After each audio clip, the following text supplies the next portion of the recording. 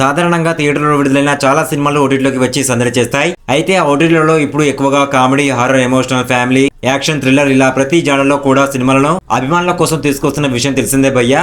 అయితే ఈసారి కని విని ఎరిగిన రీతిలో వెన్నెల వణుకు పుట్టించిన ఒక హారర్ థ్రిల్లర్ మూవీ ఓటీటీ ద్వారా ప్రేక్షకుల ముందుకు వచ్చేసింది భయ్యా. మరి హారర్ థ్రిల్లర్ పేరు ఏమిటి, దానిని ఎప్పుడు చూడవచ్చు అనే విషయం తెలుసుకునే ముందు వీడియోని ఇంకా లైక్ చేయకుండా చూసుకున్నట్లయితే ప్లీజ్ ఒక లైక్ చేసి సబ్స్క్రైబ్ చేసుకుంటా. Thank you. సినిమా స్టోరీ విషయానికి వస్తే, ఒక స్కూల్ కి వెళ్లిన విద్యార్థులు మధ్యాహ్నం భోజనం చేస్తున్న సమయంలో ఉన్న ఫలంగా బిల్డింగ్ టవర్స్ పైకెక్కి 7 నుంచి 8 మంది ఒకేసారి ఆత్మహత్య చేసుకుంటారు భయ్యా.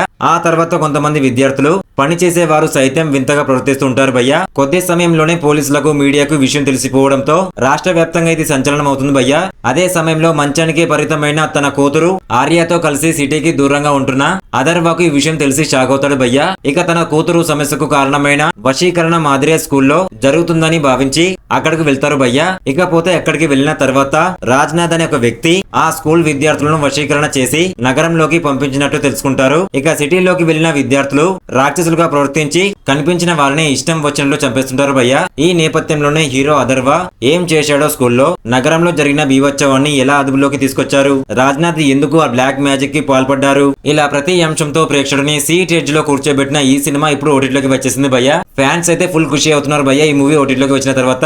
అంతలా బాగుంది మూవీ. ఈ మూవీ పేరు వచ్చేసి వాస్ట్ లెవెల్ 2. ఈ రివ్యూ మీకు నచ్చినట్లయితే ప్లీజ్ ఒక లైక్ చేసి సబ్స్క్రైబ్ చేసుకోండి. ఇలాంటి బెస్ట్ మూవీస్ కావాలనుకుంటే మన ఇన్స్టాగ్రామ్, టెలిగ్రామ్, వాట్సాప్ గ్రూప్ లో జాయిన్ అండి. బెస్ట్ మూవీస్ వస్తూనే ఉంటాయి.